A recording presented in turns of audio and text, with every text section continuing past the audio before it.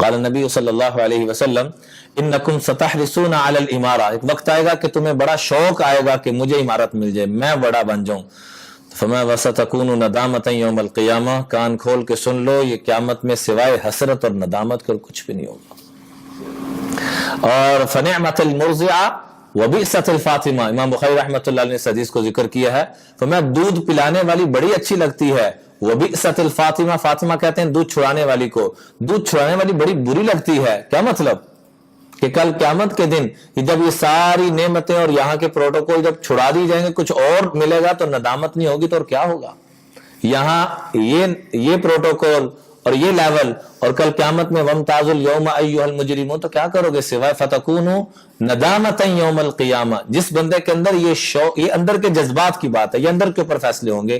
ہر انسان خود جانتا ہے کہ میں کیا کر رہا ہوں اور میرے اندر کیا جذبہ ہے اور کیا ہونا چاہیے. اس لیے آپ نے فرمایا من جعل قاضیا بین الناس، جس کو قاضی القضات بنا دیا گیا لوگوں کے درمیان، فقد ذبح بغیر سکین، تو اس کو ذبح کرنے کی ضرورت نہیں ہے، بغیر ذبح ہوئے ذبح ہو چکا ہے، کیونکہ اتنا حساس معاملہ ہے. اس لیے صحابہ کرام تو نماز پڑھانے سے بھی گھبرایا کرتے تھے کہ میں اس اہل نہیں ہوں، میں اس قابل نہیں ہوں، مجھے مصلی رسول پہ، امامت رسول پہ اور مصلی پہ نماز کے لیے نہ بلایا جائے.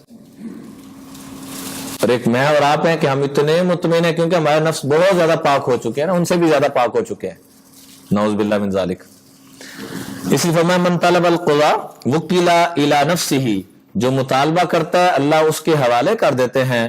اور ومن اجبر علیہ نزل علیہ ملک یسددہ، اور جس کو اللہ کی طرف سے مقرر کیا جاتا ہے، کوئی عہدہ ملتا ہے، اس کا اپنے اندر کا مطالبہ اور جذبہ نہیں ہوتا کہ میری وڈو ہو، میں ہوں، تو پھر فرمایا ایسے خوبصورت اور خوش قسمت انسان کے ساتھ اللہ کی مدد بھی ہوتی ہے جس کے اپنے اندر یہ جذبہ اور مطالبہ نہ ہو کہ میں اس ادارے کا بڑا بنوں یا میں اس علاقے کا بڑا بنوں، لیکن اللہ اس کو بنا دیتے ہیں اس کے بغیر جذبے کے، بغیر ارادے کے. تو نزل علیہ ملک یسددہ، تو اللہ ایسا فرشتہ بھیجتا ہے جو مستقل اس کی رہنمائی اور رہبری کرتا رہتا ہے.